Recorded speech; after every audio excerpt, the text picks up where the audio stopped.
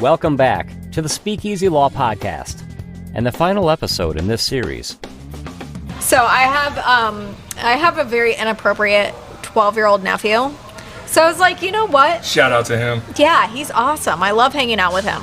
And so I was over there at his house. It was just me and him. He was feeling a little down because, his elderly dog had just passed away. Oh, boy. So I'm like, you know what?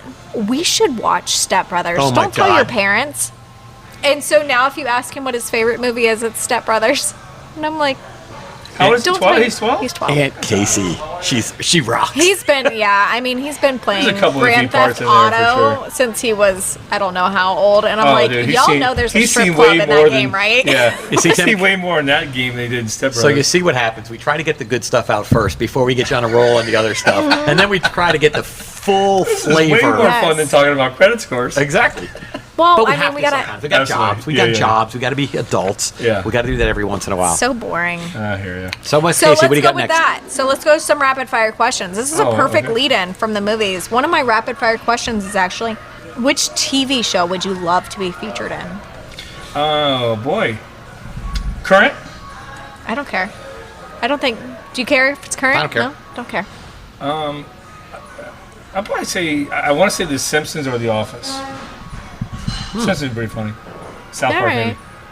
Simpsons or The Office? Yeah.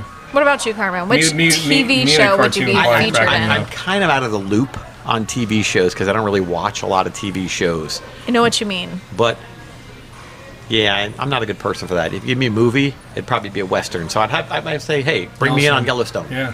Maybe you got to fight Rip. I would have no problem with that. I would, you know what? If I got my butt whooped, I'd give it my best shot. Though I would not. I don't back down. What's your best piece of advice you've ever received? Ooh, Tim.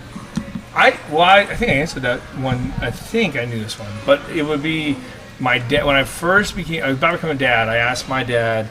I said, "Hey, can I have kids now? Do you have any advice for me about being a dad?" And he said he's thinking about it, and like in my mind, I'm like, "Oh, here comes something. It's going to be Super deep. below my mind or whatever." And he's like, "Yeah, whatever your kids like doing, do that." And I was like, "That's it."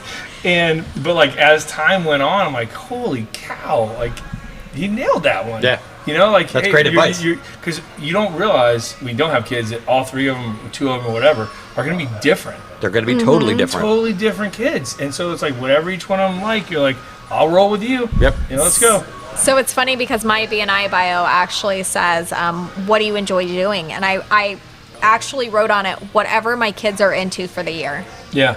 That's what I enjoy doing. It's whatever I can hang out with them and Seeing them do enjoy every themselves, year. yeah. Seeing them enjoy themselves. Yeah. Grow and You know all what? I hate crowds, but if they want to go somewhere with a crowd and be in the middle of it, then I will happily go and watch the joy on their face, and I'll have a little anxiety on my way there, and I will enjoy the heck out of myself once I get there. Yeah. So what's the best advice you ever got? So when I was in college, actually, a professor of ours was trying to get us to think of these connections we had. And she wanted us to use our connections. And believe it or not, a lot of us were all like, no, we don't want to use our connections. We want to make this, our own, and we want to make it on our own. And she's like, that's the dumbest thing I've ever heard. Use the connections you have, and then you work like hell to prove you belong. And I thought, wow, that's actually really insightful. So every time I've been given an opportunity based upon one of my connections I've made, I've made it my life's mission to work like hell to prove that I deserve that spot. So even though I may have jumped ahead using some connections, I worked like hell to prove that I belong. Interesting. Nice. What about you, Carmen? Best piece of advice? Best piece of advice from my dad when I had kids, he said, don't drop them. Don't drop them. That is a good pretty. That's a That Joeism. is pretty. That's a Joeism. If you knew Joe, that's a Joeism. And then Pretty solid piece of advice. pretty solid. The other piece of advice is Very important. Let's see.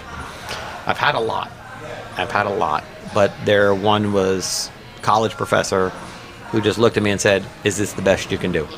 Without even looking at my work. And I had to think back and say, "No." I took my work back, brought it back, and I said, "Is this the best you can do?" Without even reading it. No. And I went back and I did it again. And it's like, you know what? If you're going to do your best work, do it the first time. Do your best work. Don't half-ass it. I like that. Don't half-ass it. Why turn it in? And my thing to everybody else is, I say, there's got to be a better way. there's got to be a better way to do things, because we live in such a world of rapid change, and we try to policy and procedure everything, systematize everything, and then you look at it and you say, there's got to be a better way. And just this morning, we were having a meeting about cloud storage. Carmen's favorite. He's gagging off yes, I'm the gagging mic. off them. But I looked and I kept asking, there's got to be a better way. And the more I asked, the more ideas I got. So our guy brought us an idea that he thought was the best. And I said to him, there's got to be a better way. He's like, well, and then, well, maybe if we explored this, okay, is that the best way? Well, maybe if we explored this, okay, so now we have more options. Just keep asking to get the best way possible. And what I found is that you surround yourself with good people and you push them and say, is this the best? Because people will only work as hard as you make them work. They'll only give you the 70% when they don't really want to push to the 90%. Very rarely will somebody give you the 100% if you're not asking for it. Mm-hmm. So that's what happened to me in college, and I realized real fast, this person's not going to accept my C work. They're not going to accept my B work. They want my A work. Wow. Tim, you want another drink? I'm okay. Thanks. Oh, I'm good. No, I'm good. Thank you. So I mean, that's for me, it was very motivating because everybody accepted what I gave. And let's say I gave 95%. But for this person, that one college professor, it wasn't good enough. And then when they asked me, they didn't even read it. They just said, is this the best you can do? So here's a fun fact about the Dellutris that he's going to kill me for. But the Dellutris as a whole, all of them that I know anyway, all seem to be really, really, really book smart. And so for them, they could easily turn in a paper. I guarantee you, either one of your kids, and I'm sure they get it from you, is they can turn in a paper and they would get an A on it. Is it their best work? It was probably cake to Alyssa. Right. Yeah. You know, she probably wrote that halfway asleep. Yeah. She's just really freaking smart. Yeah. As well as Nick, you know, they can just do it. But the fear of that is, are they going to be lazy?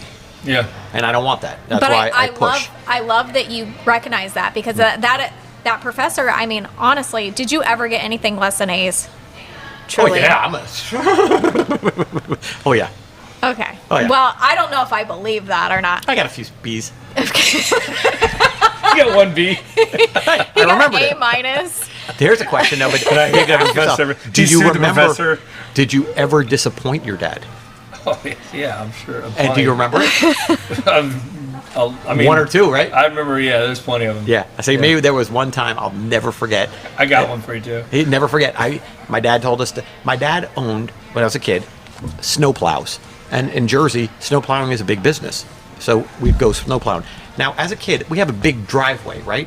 Why the hell would I have to shovel out the driveway if my dad's got a snowplow? All he'd have to do is back in and plow it out. So he told me and my brother to go ahead and snowplow. Not snowplow, go ahead and shovel the driveway. So I did my best, I thought, and when he got home, he told me how disappointed he was in me for doing less than what he thought was my best. And I will never forget that, because that was such a motivating factor for me. Because now I didn't want to disappoint him. And that's been always a driving factor for me, because I know as a kid, my dad worked his ass off to make sure that I had a good place to sleep, a good education, and whatever I needed. And when I was in law school, there were days, Tim, I did not want to get out of bed to go to that 8 o'clock class for tax. Again, finger in mouth, right. I'm going to throw up all over the place. Tax class. I hated tax class. Monday, Wednesday, Friday, 8 a.m. My friends were like, you're an idiot for taking this class. And every morning when that freaking alarm went off at 7 a.m., Monday, Wednesday, and Friday, I did not want to get out of bed, but I thought about my dad, and I was like, you know what? He would have done it for me. And I made my out. I never missed a tax class. I got an A in the class. I don't know how, because I hated it, but I knew if I didn't do it, I'd be disappointing him. And that's been a motivating factor the rest of my life. Now, he'll probably never remember that incident when I didn't shovel out the driveway, but you know what? I did. Yeah. What was yours? One. Well, just when I was a kid, I remember there's a lot of ones that I probably couldn't talk about. But one in particular, I think I was like 7. And I lost my mask, right? A swimming mask at the beach. Mm-hmm. And could not find it. And I knew I didn't want to tell my dad. If I told my dad, he's going to get so mad at me for losing my mask. And because we didn't have a lot of money. Like I was a kid, like, Sure. so like Neither do we. Losing a mask, like dude, you just find a way to pay for that. Yes. So anyways, lost my mask. I went up and down the beach, crying. I was so upset about it. I couldn't find it. Finally, I'm like, I gotta go up and tell him and be brave and admit it. And so I went up to him. So I went up to him and I was like, crying. I'm like ready to just get punished. I lost my mask. I can't find it. Dude, he takes his hand on top of my head, pulls the mask off the top of my head. And as he's pulling it off, I remember looking at his face, and it was the face of, I can't believe my son walked around with that mask for an hour trying to find. He lost his mask on top of his head, and I just forever I remember his face of like, oh my God, you're my blood. I raised a moron. Where did I go wrong? And there's so many times with my own kids, I'm like, oh, you come from an honest. It's not your fault.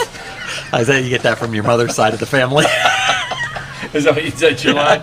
Yeah. I take full credit. I'm like, hey, man, your fault. That's on my me. side. Yeah, it's all me. That's me, dude. You're all right. Oh, trust me, my wife has plenty of reason to tell the kids, you get that from your father's side of the family. Yeah. Well, I was like, man, I diluted my wife's genes. My wife's like a You diluted your wife's genes? Yeah, she's like valedictorian in like high school. That's amazing. Doctorate, all this stuff. And here I come rolling up with my like 2.3 GPA from Mariner High School. 2.3, baby. Yeah, that's right. Rocking ABC. You're in the top 3. There you go. That's what I say. Good to go. Yeah, the airheadedness type of things like that definitely come from me.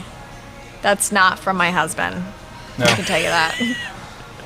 Hey. When Well, my we all kids can't be do perfect. things like that, I'm like, oh God, that comes from my side of the family, buddy. Blame your Mozzie. That's your grandmother. That's your grandmother? So they call your mom Mozzie? Yeah. Huh. I don't claim it myself. I'm not airheaded. It's just my No. mom. Just kidding. I am. I Right. really am. Blame her. But we blame Mozzie for everything. Is that like some kind of family thing? Like, Mozzie actually came from, I'm a huge mama's girl. Okay. So I love my mom. Everybody knows it. It's not like anything that I've ever tried to hide in my life. I didn't, even in middle school, I didn't care. Anyway, there was a joke when my sister started having kids that I was going to, they're like, oh, Casey's going to have a problem sharing her mom with all these grandkids. And so I'm like, no, I'm not going to have a problem with them. I'm like, watch, when I have kids, they're just going to be like, who's that lady over there? Oh, that's nobody. That's just my mom's mom. And so Mazma became like the Mazma. okay. Mom's mom is Mazma. So when my nephews were first born, she was Mazma. And they have shortened it to Mozzie. Okay. So. Mozzie's like Duck Dynasty. You're momming them. Yeah. You're momming them? You're But momming them. It was originally Mom's mom, and then it became Mazma for the kids, and then it became Mozzie. Now sometimes I call her Moz, but mostly it's Mozzie. I've never heard that before. Well, And Tim, it was all a joke because I said I was going to push my kids off her lap, and they're going to be like, we don't know who that lady is. That's Mom's we don't know who that mom. lady is. Well, Tim, did you have a good time? Yeah, man, this was fun. You Thank you for having me. I appreciate all the information Yep. you gave to our listeners. And again, sorry we picked your brain. We got a little too personal sometimes. Maybe a little too much, but I don't think it's anything you offended your wife with. So that's No, good. thank Hey, that's God. the goal. That's the goal here. We don't offend our I love wives. this stuff. I love talking and just Yeah, but jamming again, around. but again, picking your brain Yeah. is going to help so many people who listen Right. to this podcast, and I really appreciate that. That's what this My is all pleasure. about. So I can't thank you enough for that, taking your time up. And Again, if you don't mind, give us your contact information. If somebody wanted to talk to you, I don't know who the hell would want to, but let's say somebody did. I mean, if they wanted to hire If you they after wanted to all talk of to you this, after all this, Right. tell us what you got. If they made it this far, You made it they're this pretty far. dedicated. But first, let me just say thank you for having me. You're quite welcome. Our business model is to serve clients, referral partners, whoever needs help. Yes. We're there to serve. Yes. They can call my office. I got an entire team with me, loan officers, etc. 239-437-4278. The website's timhartjr.com. All your social medias were on there as well. But just call our office. You're not hard to find. Just sit and type Correct, in yeah. Tim Hart Mortgage, Yeah. and bang, you're gonna. Yeah, just you're gonna watch show out up for everywhere. Tim Hart, the Irish flute player. I cannot beat that guy in Google. Okay. So. If I'm Is looking that for a a mortgage, thing? I don't want to go with the flute player. Is that a real thing? I swear to God. Tim Hart, the flute player, is Irish- outranking you on he's Google. super popular. And that It's pisses he's you like off, the doesn't Kenny it? G of Irish flute. Yeah. I hate him. I'm just going to That take him bastard. out. Yeah. Thank you again for having me. You're very welcome. Tim Hart, the flute. That's Irish. amazing. All right, Casey, how do you want to wrap this up? Thanks again for tuning in. And don't forget to subscribe anywhere you listen.